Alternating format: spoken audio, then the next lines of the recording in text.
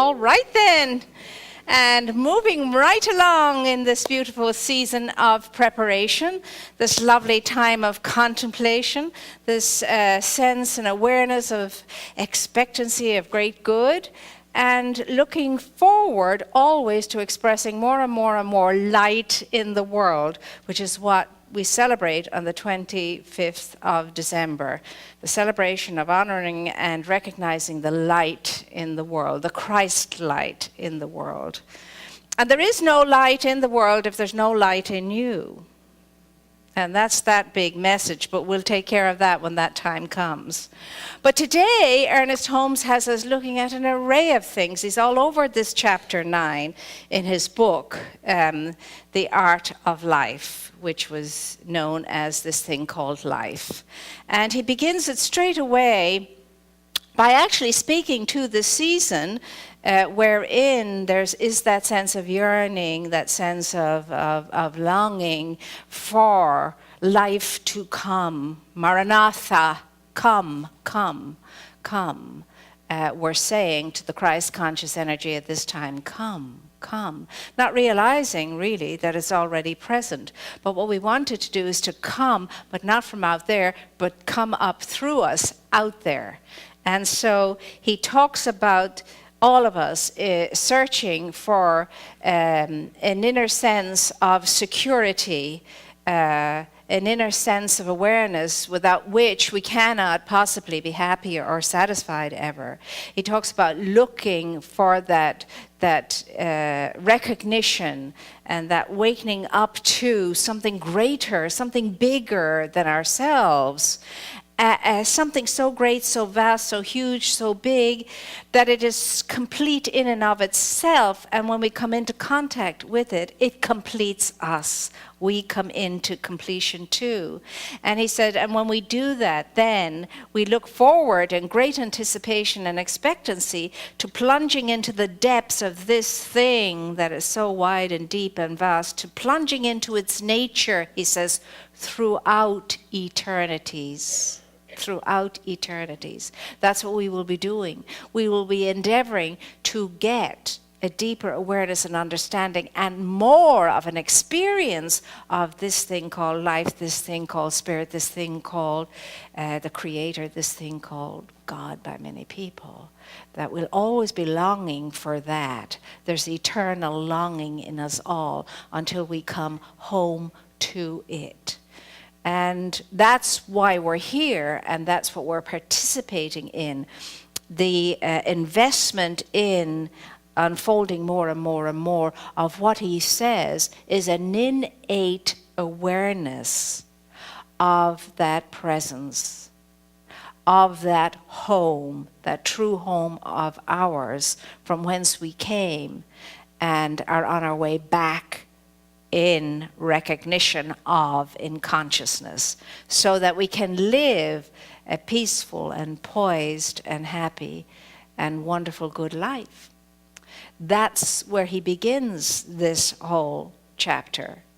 And he takes it then into understanding that before we get there, we have to handle all the psychological stuff. And he goes deeply into the psychological babble of this, that, and the next thing. Because remember, when he was writing his book, psychology was a new science.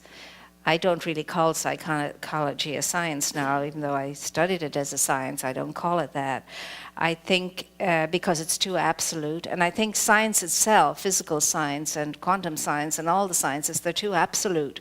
I think we cannot make absolute statements like that anymore. I think everything changes because our understanding and our awareness changes because of the intuitive intelligence within us recognizing more and more and more of what is. And none of it is absolute. None of it is absolute. There's one thing absolute in my life, and that is I have an absolute belief in the presence of something greater than I am.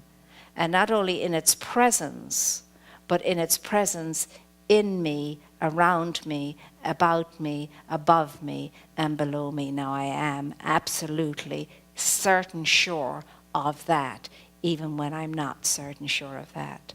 I'm absolutely certain sure of that. There is something in me that's absolutely certain sure of that. And the more I open myself up to knowing, to understanding, to study, to unraveling, the more I realize I know very little of anything. So please remember that when you're listening.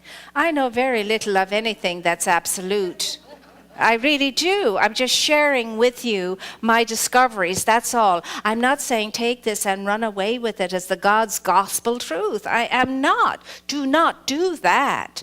Be open at the top for your own intuitive intelligence to mix and mingle with it and bring you through to a deep awareness within yourself. And so that's how honoring I am, and this teaching is of you and your intelligence and your amazing, awesome, wondrous beingness and capability to come home to yourself. We can all help each other along the way, but remember, we're only helpers, and we're all doing the same thing, and we're all in the same process. And all of us are in it at different levels at different times.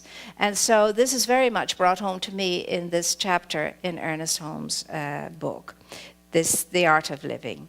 And so he talks about, and we all understand this now, I believe, the necessity of understanding your childhood a little bit, to look to your childhood a little bit, not with trepidation and regret and remorse and pain and sorrow and sadness and suffering, but just to look to it to see what patterns you planted in yourself there. And he's saying that a small infant or a child who has experienced being unwanted, unworthy, lacking in self-confidence, picking up unconsciously an anxiety around economic stability in the home, in the present or in the future, or a child who has not been able to be,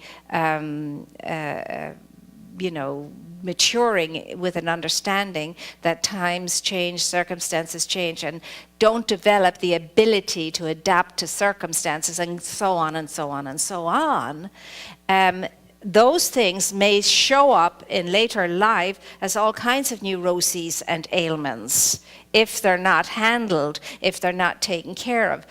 But lo and behold, here's the thing, regardless of the childhood we've had, we can reparent ourselves now, and we can take care of that now, and we can unleash that now and let that go now, and understand that patterns are only patterns and they can be changed, and what was once can be no more, and something new and different can take its place. And that's a very important part of our spiritual unfoldment too, to get our stuff together, in other words, And if there's stuff we're still moaning and groaning and belly aching over, or sorrowing and in sadness over, it's time to do that healing work now and to release that and let it go, so that the light that you are can be brilliantly shining outside as well as in. Outside as well as in. And then he goes on to talk about the connection between the outer world and the inner world, and how there must be a conscious connection between the two.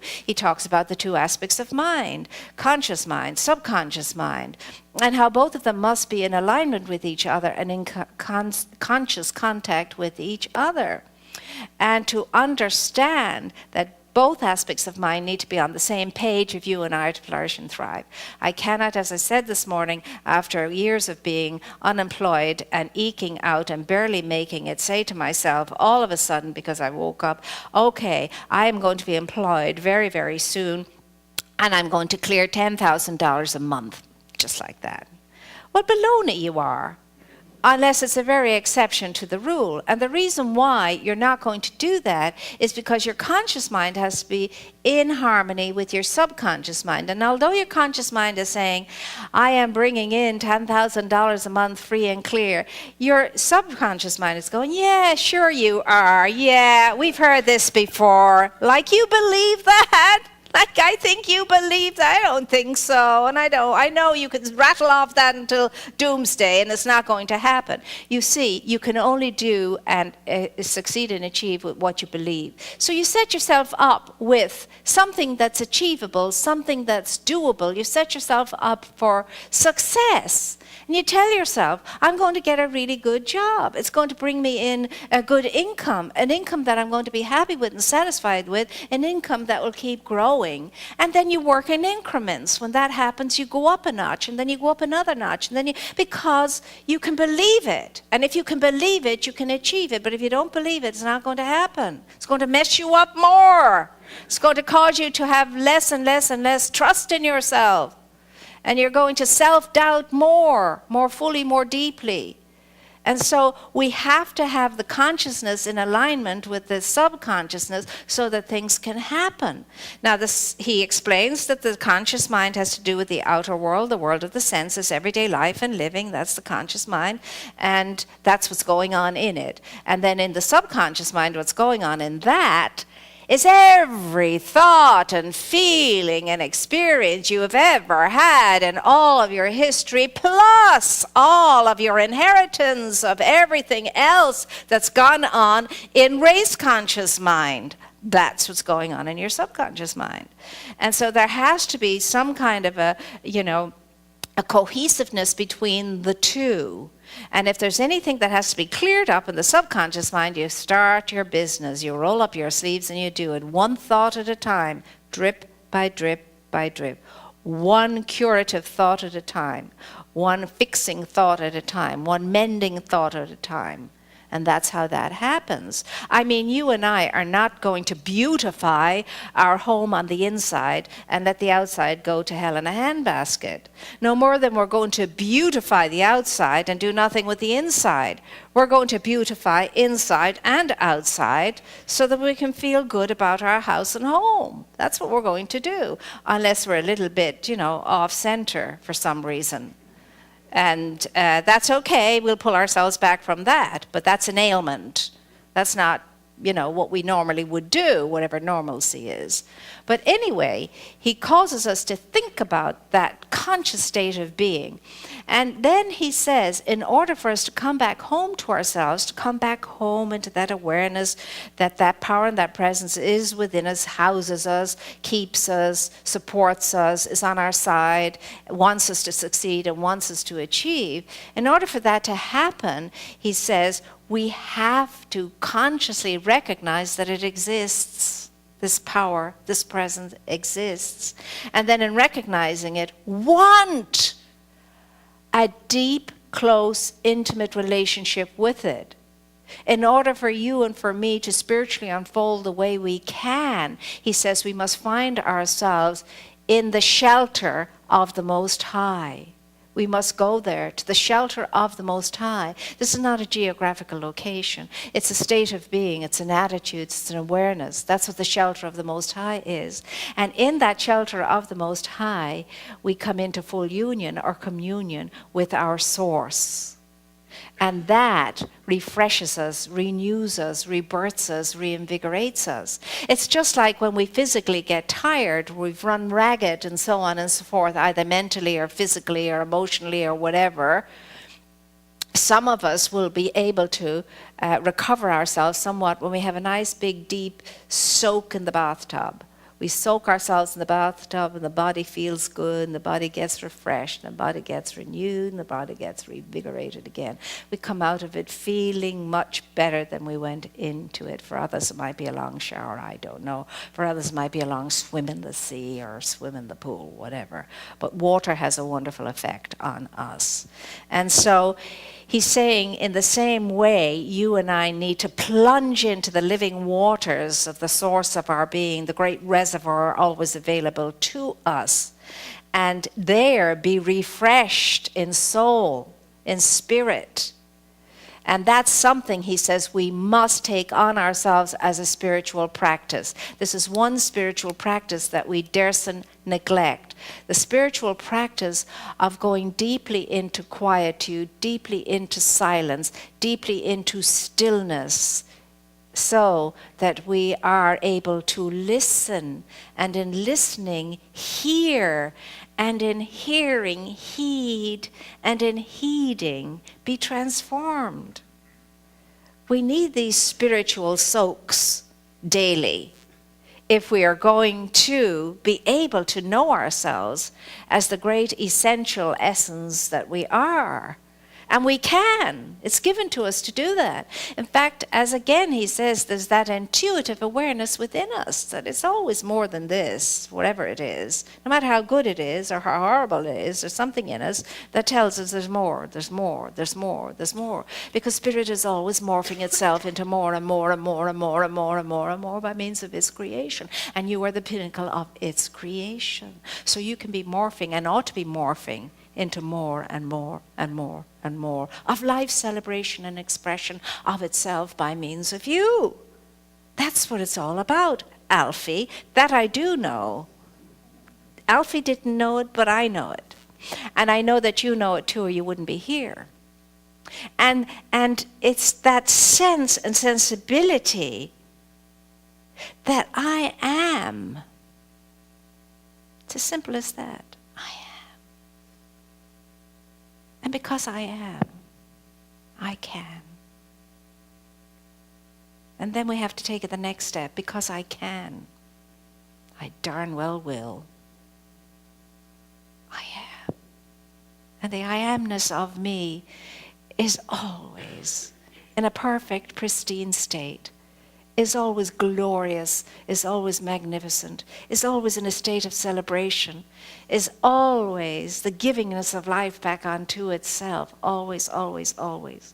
His last paragraphs clinch it in his awareness of the nature of life. And he reminds us that what life is all about is energy flowing, energy giving itself.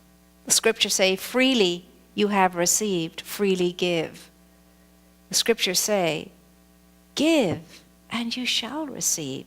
You can never deliver unto life more than life will deliver back to you, pressed down and spilling over, because that's how life works. Emerson says that we need to be splashing our good all over every wind in creation, sending it out on every wind in creation, our good, because we've a ton of it, because we are filled with it, because we're of its essence, this good. And what are we sitting on it for? Makes no sense. It's given to us to release and let go of. Why? Because we'll never be satisfied until we're giving. And giving opulently and abundantly and lavishly and generously and fearlessly. Why? Because we come out of the givingness of God. God so loved the world that God gave and gives and continues to. And that's your essence and that's mine. That's your nature, that's mine. And when we're not doing that, we are not happy. No matter what the appearances are, we are not happy. None of us own life, but we are the sharers of life, the givers of life, the bringers of life. And that's what this season is all about. To get that home to us. And it doesn't matter how little I might have to give. That's only a concept and a temporary fact. But if I give from my littleness with a feeling of great fullness and richness, I will have more and more and more and more to give. It doesn't matter what my circumstances are. I can feel full. I can feel rich. I can remember when I wouldn't have 2 pennies to scratch up against each other that was left over ever. I would say, thank God I'm rich. Thank God I'm rich. And I always felt that. Thank God I'm rich. And the more I said it with true conviction and joy, the more I had to give. And I've always been blessed, and it's no thanks to me, but I've always been blessed with a nature that likes to give. And sometimes it annoys people. It does. It can annoy people. Why do you always have to blah, blah, blah, blah, blah? Be the one to pay for this or that or the other. You know, some of us would like to do that every now and again. And I've had to pull back in those kind of ways. But it's just so second nature to me, and that's why it's no thanks to me. It's just second nature. Now, there are other things that are not second nature to me that I need to work very hard on in order to maintain a balance. A balance. See, some of us come into life with a primary disposition, and there are only two dispositions. One of them is the disposition of the giver, and the other is the disposition of the taker. And they're neither good nor bad, they're just the way they are. Then our challenge is to bring about balance in our lives, to balance those two things, the ability to give and the ability to receive. The ability to give and the ability to receive, we have to balance those two things. So his ending paragraphs are about understanding life as a giving thing. Life is the giving tree. I could sum up life in 3 words. Giving is life, life is giving. Giving is life, life is giving. And you have no idea yet of the amount of good that you have within you to give. You have no idea yet. Because the more you give, the more you realize you're able to give. And able to give. And able to, and you never knew that before until you started somewhere with joy in your heart and a sense of delight and wanting to give. That's what begins that cycle. Giving begrudgingly, forget about it. You get nothing back for that except a headache and a stomach ache and a resentment. That's all. When you're giving begrudgingly or you're giving out of a sense of obligation, you know. But when you give full-heartedly, whatever it is you're giving, whether it's a smile, a beautiful smile on your face, whether it's a little good deed here and there, whether it's a kindness, whether it's a thing, whether it's money, whatever that is, give it with a heart flowing over with the sense of being sourced by your source and trusting in divine providence to take care of all of your needs. There's nothing greater than this. I can't convince you of that. You have to convince yourself of that. And in order to do that, you have to give it a chance. Try it out. Try it out. Give, give, give until you are so habituated into the joy that it brings you that it becomes second nature for you too. It's an amazing, wonderful, healing, powerful energy. It really is. Now, some of us are good at giving this, but not so good at giving that. Some of us don't mind putting our hands in our pockets and say, here, but don't ask me for my time. Don't ask me this, that, or the other. Here, I'll write the check. I'll give you the money, whatever. Some of us sit on our money and wouldn't part with a penny. It doesn't matter for what, but I'll give you all my time and this and that and the other. But don't ask me for my money. And then there's all the shades in between. And all of us have gone through the shades sometime or another to some degree or another. Now balance, balance, balance is where we want to be. We want to be good stewards about all of the good that we have been endowed with and spend our lives wisely and well. Not squander our lives, but spend our lives wisely and well so that we leave a beautiful legacy behind when we leave this world. And we can go away knowing, you know what, I made a difference. I'm glad about that. I'm thankful for that. Now I'm off to bigger and better things. And I'm happy to have been there, but now on to the new and on to the different. And every day of our lives should be a day when our minds are made available for new thoughts and new ideas. so that Spirit's life can continue to flow in an expansive way through us out into the world to be the good that we're called to be.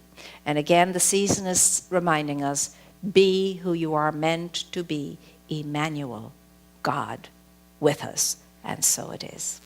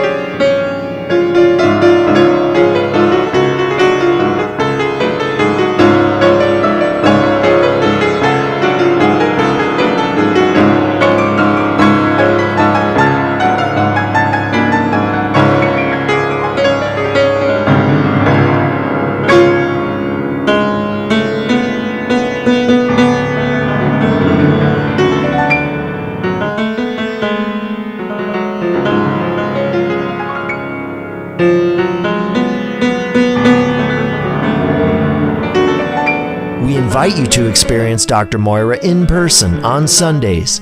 Our services are at 9 a.m. and 11 a.m., and childcare is available. Please join us.